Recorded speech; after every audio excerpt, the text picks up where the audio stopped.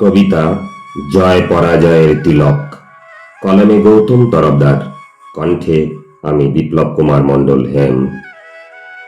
কি হবে হেরে যাওয়ার হিসেব রেখে?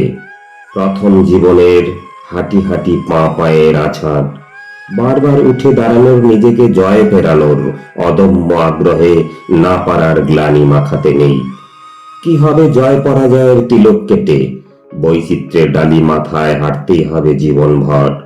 কখনো জিত আনন্দ ভুলিয়ে দেয় উচিত অনুচিত, কখনো হার মনোব্যথার আগুনে পুড়ে ছারখার।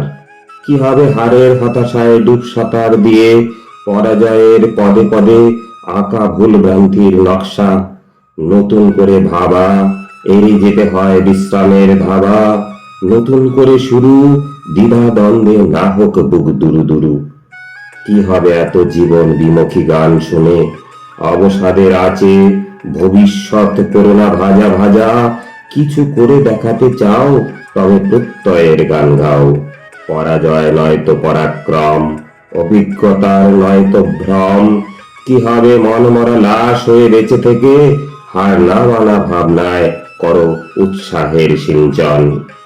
আসে আসুক পরাজয়, জীবন যেন না করে ভয়। আসে আসুক জয়, আনন্দে আত্মহারা হবে না নিশ্চয়।